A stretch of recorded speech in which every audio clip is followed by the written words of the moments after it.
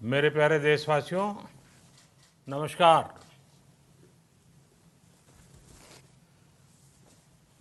Corona वैश्विक महामारी के खिलाफ लड़ते लड़ते अब हम अनलॉक 2 में प्रवेश कर रहे हैं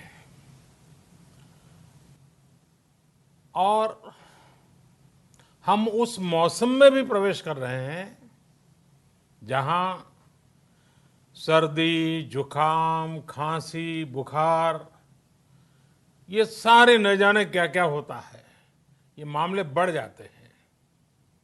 ऐसे में मेरी आप सभी देशवासियों से प्रार्थना है कि ऐसे समय अपना ध्यान रखिए। साथियों, ये बात सही है कि अगर कोरोना से होने वाली मृत्यु दर को देखें तो दुनिया के अनेक देशों की तुलना में भारत संभली हुई स्थिति में है। समय पर किए गए लॉकडाउन और अन्य फैसलों ने भारत में लाखों लोगों का जीवन बचाया है, लेकिन हम ये भी देख रहे हैं कि जब से देश में अनलॉक 1 हुआ है, व्यक्तिगत और सामाजिक व्यवहार में लापरवाही जरा बढ़ती ही चली जा रही है। पहले हम मास्क को लेकर, 2 गज की दूरी को लेकर 20 सेकंड तक दिन में कई बार हाथ धोने को लेकर बहुत सतर्क थे, लेकिन आज जब हमें ज्यादा सतर्कता की जरूरत है तो लापरवाही बढ़ना बहुत ही चिंता का कारण है। साथियों, लॉकडाउन के दौरान बहुत गंभीरता से नियमों का पालन किया गया था। अब सरकारों को, स्थानीय निकाय की संस्थाओं को, देश के नागरिकों को फिर से उसी तरह की सतर्कता दिखाने की जरूरत है। विशेषकर कंटेनमेंट जोन्स, उस पर तो हमें बहुत ध्यान देना होगा। जो भी लोग नियमों का पालन नहीं कर रहे हैं, हमें उन्हें टोकना होगा, रोकना होगा और समझाना भी होगा। अभी आपने खबरों में देखा होगा, एक देश के प्रधानमंत्री पर 13,000 रुपये का जुर्माना इसलिए लग गया क्योंकि वो सार्वजनिक स्थल पर मास्क पहने बिना गए थे। भारत में भी स्थानीय प्रशासन को इसी चुस्ती से काम करना चाहिए। ये 130 करोड़ देशवासियों के जीवन की रक्षा करने का अभियान है। भारत में गांव का प्रधान हो या देश का प्रधानमंत्री, कोई भी नियमों से ऊपर नहीं है। साथियों, लॉकडाउन के दौरान देश की सर्वोच्च प्राथमिकता रही ऐसी स्थिति न आए कि किसी गरीब के घर में चूल्हा न जले। केंद्र सरकार हो, राज्य सरकारें हो, सिविल सोसाइटी के लोग हों, सभी ने पूरा प्रयास किया कि इतने बड़े देश में हमारा कोई गरीब भाई बहन भूखा न सोए। देश हो या व्यक्ति, समय पर फैसले लेने से, संवेदनशीलता से फैसले लेने से किसी भी संकट का मुकाबला करने की शक्ति अनेक गुना बढ़ जाती है।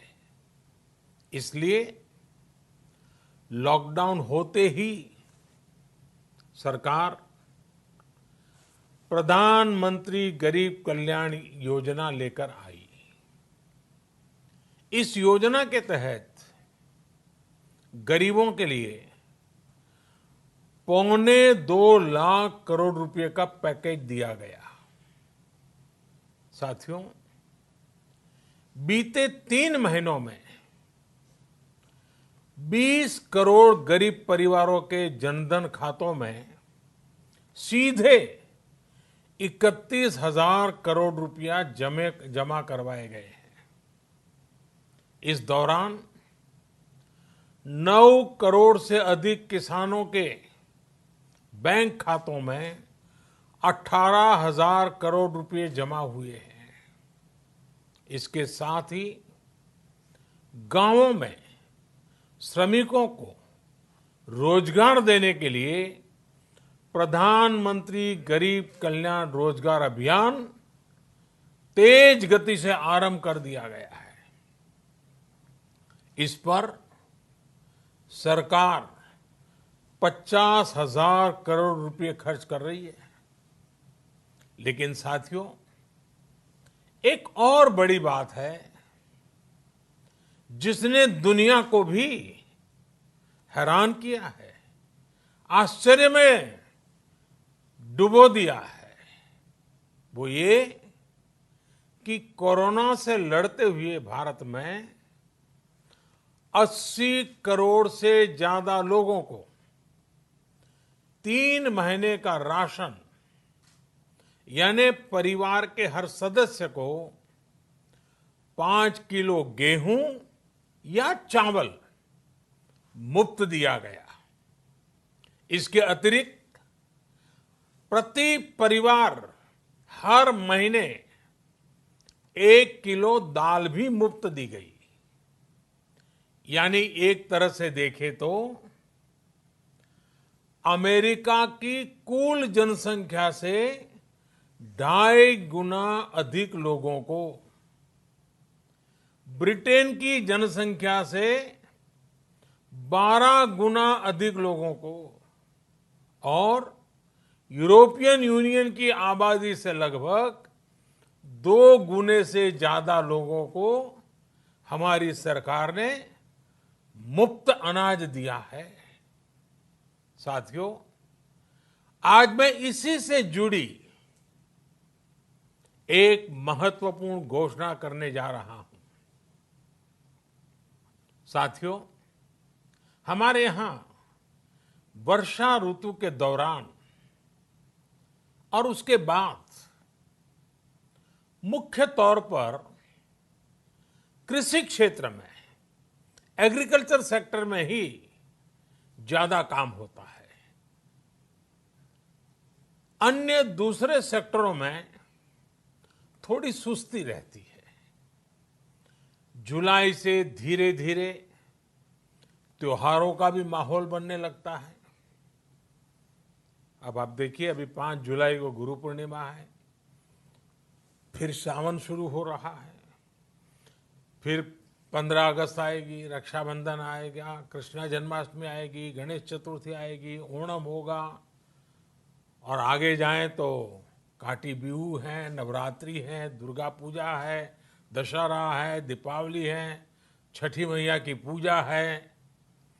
त्योहारों का ये समय जरूरतें भी बढ़ाता है, खर्च भी बढ़ाता है। इन सभी बातों को ध्यान में रखते हुए ये फैसला लिया गया है कि प्रधानमंत्री गरीब कल्याण अन्न योजना का विस्तार अब दिवाली और छठ पूजा तक, यानी नवंबर महीने के आखिर तक कर दिया जाएगा। यानी 80 करोड़ लोगों को मुफ्त अनाज देने वाली ये योजना अब जुलाई, अगस्त, सितंबर, अक्टूबर, नवंबर में भी लागू रहेगी। सरकार द्वारा इन 5 महीनों के लिए 80 करोड़ से ज्यादा गरीब भाई बहनों को हर महीने परिवार के हर सदस्य को 5 किलो गेहूं या 5 किलो चावल मुफ्त मुहैया कराया जाएगा। और साथ ही प्रत्येक परिवार को हर महीने 1 किलो चना भी मुफ्त दिया जाएगा। साथियों, प्रधानमंत्री गरीब कल्याण अन्न योजना के इस विस्तार में 90,000 करोड़ रुपए से ज्यादा खर्च होंगे। और अगर इसमें पिछले 3 महीने का खर्च भी जोड़ दें तो ये करीब करीब 1.5 लाख करोड़ रुपया हो जाता है। अब पूरे भारत के लिए हमने एक सपना देखा है। कई राज्यों ने तो बहुत अच्छा काम भी किया है। बाकी राज्यों पर भी हम आग्रह कर रहे हैं कि इसको काम को आगे बढ़ाएं। और काम क्या है? अब पूरे भारत के लिए एक राशन कार्ड की व्यवस्था भी हो रही है। यानी एक राष्ट्र एक ration card, one nation one ration card. इसका सबसे बड़ा लाभ उन गरीब साथियों को मिलेगा जो रोजगार या दूसरी आवश्यकताओं के लिए अपना गांव छोड़ करके कहीं और जाते हैं, किसी और राज्य में जाते हैं। साथियों, आज गरीब को, जरूरतमंद को सरकार अगर मुफ्त अनाज दे पा रही है तो इसका श्रेय प्रमुख रूप से 2 वर्गों को जाता है। पहला, हमारे देश के मेहनती किसान, हमारे अन्नदाता। और दूसरा, हमारे देश के ईमानदार टैक्स पेयर। आपका परिश्रम, आपका समर्पण ही जिसकी वजह से देश ये मदद कर पा रहा है। आपने देश का अन्न भंडार भरा है, इसलिए आज गरीब का, श्रमिक का चूल्हा जल रहा है। आपने ईमानदारी से टैक्स भरा है, अपना दायित्व निभाया है, इसलिए आज देश का गरीब इतने बड़े संकट से मुकाबला कर पा रहा है। मैं आज हर गरीब के साथ ही देश के हर किसान, हर टैक्स पेयर का हृदय से बहुत बहुत अभिनंदन करता हूं, उन्हें नमन करता हूं। साथियों, आने वाले समय में हम अपने प्रयासों को और तेज करेंगे। हम गरीब, पीड़ित, शोषित, वंचित हर किसी को सशक्त करने के लिए निरंतर काम करेंगे। हम सारी एहतियात बरतते हुए इकोनॉमिक एक्टिविटीज को और आगे बढ़ाएंगे। हम आत्मनिर्भर भारत के लिए दिन रात एक करेंगे। हम सब लोकल के लिए वोकल होंगे।